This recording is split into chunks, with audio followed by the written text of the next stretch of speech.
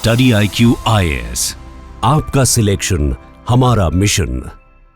नमस्कार दोस्तों भारत का सबसे बड़ा एयरपोर्ट बस कुछ ही दिनों में स्टार्ट होने वाला है और ये जो इंटरनेशनल एयरपोर्ट है ये नोएडा में होगा, जेवर इंटरनेशनल एयरपोर्ट। और ये दिल्ली का जो एयरपोर्ट है अभी इंदिरा गांधी इंटरनेशनल एयरपोर्ट, उसके काफ़ी करीब है, लगभग 70 किलोमीटर का ही डिफरेंस है।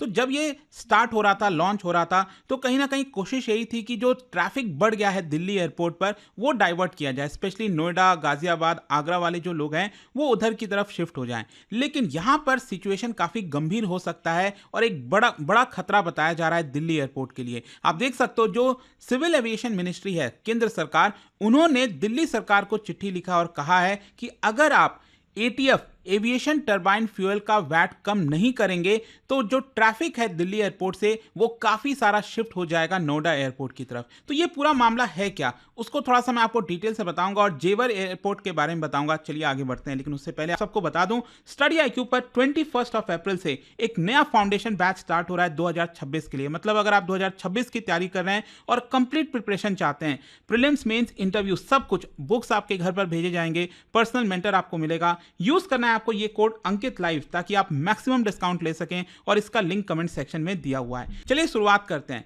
देखिए यहां पर मैं आपको बता दूं तो दिल्ली एयरपोर्ट है वो लगभग 70 से 80 मिलियन पैसेंजर हर साल कैरी करता है। डिस्पाइट वैट अगर आप देखोगे एविएशन टरबाइन फ्यूल पर वो काफी ज्यादा है, देश में ऑलमोस्ट सबसे ज्यादा जो वैट है वो आपको यहीं पर देखने को मिलेगा। उसके बावजूद दिल्ली सबसे ज्यादा पैसेंजर्स को हैंडल करता है। लेकिन ये जो नया एयरपोर्ट की हम बात कर रहे हैं, मैं थोड़ा सा आपको मैप में भी दिखाना चाहता हूं। ये पूरा दिल्ली NCR का आप रीजन देख सकते हो। ये रहा दिल्ली, यहां पर आप सबको पता है नोएडा है, ऊपर गाजियाबाद, इधर फरीदाबाद, इधर गुरुग्राम हो गया। तो जो जेवर एयरपोर्ट की हम बात कर रहे हैं ना, वो नोएडा से लगभग 40 किलोमीटर के दूरी पर, यहां पर अगर आप देखोगे इधर आपको देखने को मिलेगा। फिर अगर आप सीधे जाएंगे तो मथुरा, आगरा इधर की तरफ आ जाता है, ये उत्तर प्रदेश के अंदर आता है।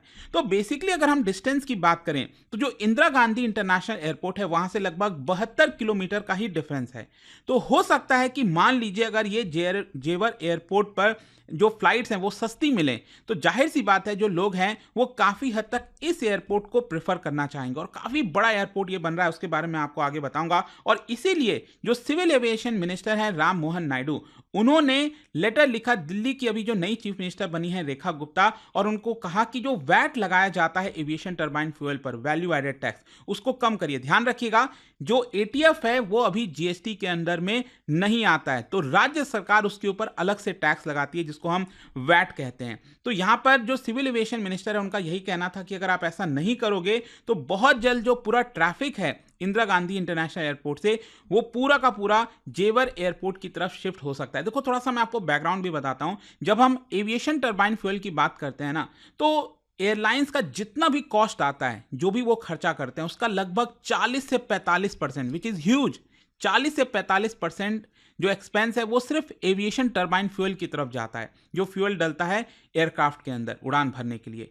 तो जाहिर सी बात है कि अगर जो भी राज्य यहां पर वैल्यू एडेड टैक्स ज्यादा लगाएगा, क्योंकि ये तो राज्य सरकार के अंडर में आता है, तो मान लीजिए अगर दिल्ली सरकार 25% टैक्स लगा रही है, वैट लगा रही है इसके ऊपर, फ्यूल के ऊपर, और वहीं उत्तर प्रदेश सरकार सिर्फ 1% टैक्स लगा रही है, तो ऑब्वियस सी बात है एयरलाइंस का जो एक्सपेंस है वो काफी कम होगा उत्तर प्रदेश में, क्योंकि यूपी ने यहां पर वैट कम कर रखा है। और इसी की वजह से ये जो डिफरेंस है ना, आपको समझना है, ये बहुत बड़ा फैक्टर हो सकता है। एंड इसीलिए आप देखिए जो मिनिस्टर है उन्होंने लेटर लिखा था और कहा कि आपको रैशनलाइज करने की जरूरत है। और उनको यही बोला गया है कि जो 25% टैक्स अभी दिल्ली लगा रहा है ये अभी वन ऑफ द हाईएस्ट है इंडिया के अंदर, इसको आपको रिड्यूस करके 1 से 4% करना चाहिए। इनफैक्ट आप देखोगे जो उत्तर प्रदेश सरकार है उन्होंने डिसाइड किया कि जो नोएडा इंटरनेशनल एयरपोर्ट होगा वहां पर वैट लगेगा सिर्फ 1% का। तो आप देख रहे हो कितना बड़ा डिफरेंस है यहां पर। इनफैक्ट देश भर में मैं आपको बता दूं 28 स्टेट्स और यूनियन टेरिटरीज अगर आप देखोगे यहां पर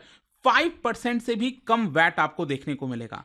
सिर्फ हार्डली 2-4 ही ऐसे स्टेट्स हैं हमारे देश में जिन्होंने वैट काफी ज्यादा लगा रखा है। और इनफैक्ट मैं आपको बता दूं जो एयर ट्रैवलर्स एसोसिएशन है उन्होंने भी यहां पर रिक्वेस्ट किया था दिल्ली के लेफ्टिनेंट गवर्नर विनय कुमार सक्सेना को अभी 17 मार्च को, और इसको लेकर कंसर्न जताया था। और साथ ही साथ केंद्र सरकार चाहती है कि बहुत जल्द ATF को GST के अंदर में लाया जाए, लेकिन ऑब्वियस सी बात है सभी राज्यों को एक साथ आना पड़ेगा, क्योंकि ये भी एक प्रकार का रेवेन्यू सोर्स हो जाता है राज्य सरकारों के लिए, तो इसलिए वो लोग रेडी नहीं होते हैं। जैसे कि फॉर एग्जाम्पल एग्जाम्पल अल्कोहल हो गया, राइट, पेट्रोल डीजल हो गया, ये सब जीएसटी के बाहर है क्योंकि राज्य सरकार इसके ऊपर अलग से टैक्स लगाती है और उससे रेवेन्यू जनरेट करती है। खैर, मैं आपको एक और चीज बता दूं, अभी जो पूरा जियो पॉलिटिकल टेंशन चल रहा है मिडिल ईस्ट वगैरह में, तो एटीएफ के भी प्राइसेस बढ़े हुए हैं। इनफैक्ट दिल्ली में अगर आप देखोगे जो एटीएफ का कॉस्ट आता है पर किलो लीटर का, वो है लगभग 95,000 रुपीज। जी हाँ, डोमेस्टिक फ्लाइट्स के लिए। और ये डोमेस्टिक फ्लाइट अगर इंटरनेशनल रूट्स लेती हैं, इंटरनेशनल उड़ान भरती हैं, तो इनके ऊपर $842 पर किलोमीटर का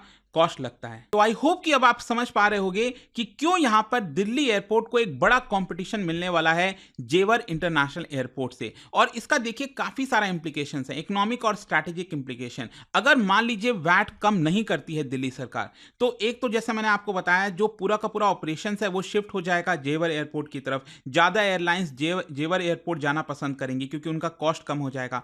फिर इसके अलावा इंटरनेशनल जो इंदिरा गांधी इंटरनेशनल एयरपोर्ट है, वहां पर फ्लाइट्स जो है, नंबर ऑफ फ्लाइट्स ड्रॉप हो जाएंगे, पैसेंजर्स की संख्या कम हो जाएगी और अल्टीमेटली दिल्ली सरकार का रेवेन्यू भी कम हो जाएगा। और दिल्ली एक आज के डेट में एविएशन हब है, सबसे ज्यादा पैसेंजर्स पूरे इंडिया में दिल्ली एयरपोर्ट पर ही हैंडल होते हैं। तो इसकी वजह से एम्प्लॉयमेंट, टूरिज्म, जितनी भी चीजें हैं वो आपका अफेक्ट हो जाएंगी। और अगर वैट कम हो जाता है तो जाहिर सी बात है दिल्ली अपना जो स्टेटस है वो मेंटेन कर पाएगा। जो एम्प्लॉयमेंट, टूरिज्म, ट्रेड, ये सारी चीजें इंपैक्ट नहीं होगी। थोड़ा बहुत ही जो ट्रैफिक है ऐसा लगता है वो जेवर एयरपोर्ट की तरफ शिफ्ट होगा। और देखिए जेवर इंटरनेशनल एयरपोर्ट अगर आप देखोगे ये काफी फ्यूचरिस्टिक तरीके से बनाया जा रहा है। इसके बारे में मैं थोड़ा सा आपको बताता हूं, आप देख पाओगे। इसको डेवलप कौन कर रहा है? Yamuna international airport private limited. और ये किसकी कंपनी है? कोई भारतीय कंपनी नहीं है। ये बेसिकली 100% सब्सिडरी है ज़ूरिच एयरपोर्ट इंटरनेशनल एजी, जो स्विट्जरलैंड का एयरपोर्ट है ना, जो ऑपरेट करती है। तो उसको ये पूरा दिया गया, वो डेवलपर है इसका।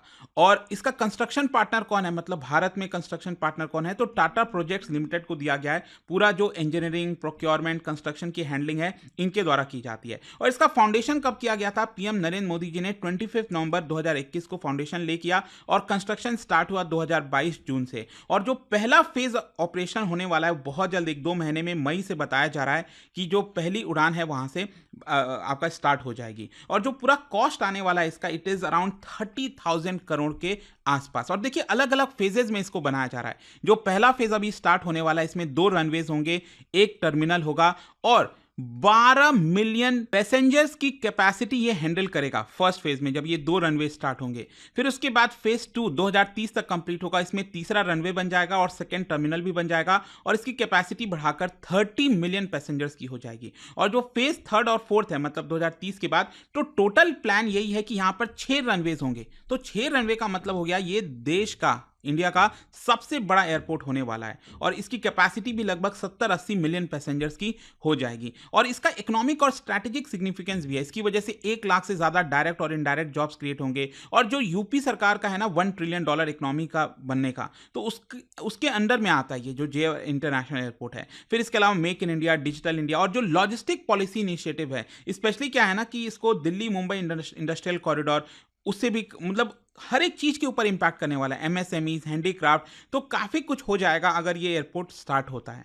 लेकिन देखिए जब ये एयरपोर्ट का कंस्ट्रक्शन स्टार्ट हो रहा था तो इसको लेकर कुछ एनवायरमेंटल कंसर्न्स भी थे। बताया जा रहा है कि एयरपोर्ट से लगभग 15 किलोमीटर की दूरी पर एक वेटलैंड है, धनौरी वेटलैंड, जो कि प्रोटेक्टेड एरिया है, वो इंपैक्ट हो सकता है। फिर सॉरस क्रेन्स वगैरह आते हैं, क्रिटिकल हैबिटेट है उनका, तो वो जो कि प्रोटेक्टेड स्पीसीज है वो इंपैक्ट हो सकते हैं। लेकिन जो कंस्ट्रक्शन किया जा रहा है उसमें बोला जा रहा है कि सस्टेनेबिलिटी का ध्यान रखा गया है, जैसे कि ये भारत का पहला नेट जीरो एमिशन एयरपोर्ट होगा, मतलब एक्स्ट्रा कोई जो पोल्यूशन है वो एनवायरनमेंट में रिलीज नहीं होगा। और इसको डिजाइन ऐसा किया गया है जिसमें solar energy, rain water harvesting, natural cooling system, इसका यूज किया जाएगा और मिनिमम डिस्ट्रप्शन होगा बायोडाइवर्सिटी का, ऐसा बोला गया है। खैर, क्वेश्चन अब ये आता है कि दिल्ली सरकार के लिए अब काफी बड़ा डायलेमा हो गया है। देखो, एक तरफ जो वैट है अगर उसको कम करती है दिल्ली सरकार, तो काफी ज्यादा यहां पर जो रेवेन्यू है वो अचानक से कम हो जाएगा, शॉर्ट टर्म में इंपैक्ट होगा रेवेन्यू का। और आपको पता ही है अभी जो दिल्ली सरकार बनी है, बहुत सारे वादे किए हैं, इतना सारा पैसा अभी खर्च करना है, सब्सिडीज देनी है, महिलाओं के लिए डायरेक्टली कैश ट्रांसफर करना है, तो वो पैसा कहां से आएगा? एक तरफ ये रेवेन्यू का बड़ा झटका लगेगा, तो ये शॉर्ट टर्म इंपैक्ट है। लेकिन यहां पर क्या है कि अगर ये लोग वैट कम नहीं करते हैं, मान लो, तो लॉन्ग टर्म इसका बहुत बड़ा इंपैक्ट आएगा। लॉन्ग टर्म में क्या है कि बिजनेसेस, जो एयरलाइन बिजनेसेस हैं, वो झटके में आएंगे। जॉब्स, इन्वेस्टमेंट, टूरिज्म, ये सब कुछ इंपैक्ट हो सकता है। मतलब कहीं ना कहीं ऐसा लग रहा है कि लॉन्ग टर्म में बहुत बड़ा झटका लगेगा अगर ये वैट कम नहीं हुआ। पूरा का पूरा जो ट्रैफिक है एक तरह से वो जेवर एयरपोर्ट की तरफ शिफ्ट हो जाएगा। तो दिल्ली सरकार अभी इस चीज को, रिक्वेस्ट को रिव्यू कर रही है कि क्या वैट कम करना है कि नहीं, वो देखना होगा। खैर, जाने से पहले मैं आपको देश में इस समय जो पैसेंजर ट्रैफिक है वो आपको बताता हूं। देखो 2024 में अगर आप देखोगे, भारत का जो डोमेस्टिक एयर पैसेंजर ट्रैफिक है वो 161 मिलियन पहुंच गया, जो कि पिछले साल के मुकाबले 6% ज्यादा है। फिर दिसंबर 2024 में अकेले लगभग 14.9 मिलियन डोमेस्टिक पैसेंजर्स ने उड़ान भरी थी। और अगर हम एयरलाइन मार्केट शेयर की बात करें तो इस समय सबसे बड़ा प्लेयर इंडिगो ही है। आप सब जानते हैं कि 64% लगभग मार्केट शेयर अकेले इंडिगो के पास है। फिर एयर इंडिया ग्रुप, जिसमें विस्तारा वगैरह सब मर्ज हो गया था, तो इनके पास 26.4% है। आकाशा एयर 4.6%, स्पाइस जेट जो है पता नहीं कितना दिन तक चलेगा, अब देखो 3.3%। खैर, यहां पर अगर मैं आपको बिजिएस्ट डोमेस्टिक फ्लाइट रूट्स की बात करूं, सबसे ज्यादा बिजिएस्ट रूट कौन सा है? जाहिर सी बात है दिल्ली मुंबई।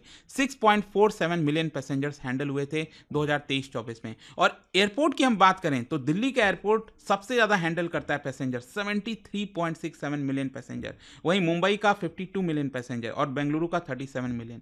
तो आई होप कि आपको अच्छे से डिटेल में ये पूरा समझ में आ गया होगा। और जाने से पहले आप सबके लिए एक इंटरेस्टिंग क्वेश्चन, क्या बता सकते हो भारत में इन जो एविएशन सेक्टर है उसके कॉन्टेक्स्ट में नो फ्रिल्स एयरपोर्ट, इसका मतलब क्या होता है? What is no frills airport? और इसका जो राइट आंसर है आप सब जानते हैं, मेरे इंस्टाग्राम पर तो मिलेगा ही, वहां पर अगर आप नहीं हो कोई बात नहीं, टेलीग्राम से ले सकते हैं इसका सही उत्तर। और जैसा कि मैंने आपको बताया, अगर आप यूपीएससी की तैयारी कर रहे हैं, हमारा जो नया बैच है फाउंडेशन बैच 21 अप्रैल से स्टार्ट हो रहा है सिविल डे प्रिपरेशन के तहत। आप इसका ज्यादा से ज्यादा फायदा उठाइए एंड इसमें आपको कंप्लीट प्रिपरेशन मिलती है। यूज करिए ये कोड अंकित लाइव ताकि आप मैक्सिमम जो डिस्काउंट है वो ले सकें। दोस्तों, यूपीएससी एस्पिरेंट्स हो या बनने वाले हो, मेरे पास है आपके लिए एक game changing opportunity, study IQ का नया संपूर्ण बैच। सोचिए, एक कॉम्प्रिहेंसिव प्रोग्राम जिसमें मिलेगा सब कुछ, टॉप एजुकेटर्स के साथ 1000+ आवर्स की लाइव क्लासेस, पर्सनलाइज्ड मेंटरशिप और हैंड रिटन नोट से लेकर पीआरपी, एमआरपी जैसे इंटेंसिव प्रोग्राम्स तक। और बात स्कॉलरशिप्स की करें तो प्रीलिम्स क्लियर करो, पूरा फीस रिफंड पाओ। टॉप परफॉर्मर्स के लिए हर मंथ 11,000 रुपीज का कैश रिवॉर्ड। सिल्वर, गोल्ड या platinum, choose the plan that fits your needs. X secretary Anil Swarup जी खुद गाइड करेंगे आपको इस जर्नी में। स्टडी आईक्यू पर 2 करोड़ इंडियंस का ट्रस्ट है और अब संपूर्ण बैच के साथ आपका यूपीएससी ड्रीम भी होगा अचीव। आपको करना क्या है? कमेंट में दिए गए संपूर्ण बैच के लिंक पर क्लिक करें and once you click on buy now, आप देख सकते हो डिस्काउंट कोड्स। वहां पर टाइप कीजिए अंकित लाइव एंड आपको मिलेगा सबसे lowest price and your IAS journey starts here. Study IQ IAS, आपका सिलेक्शन हमारा मिशन।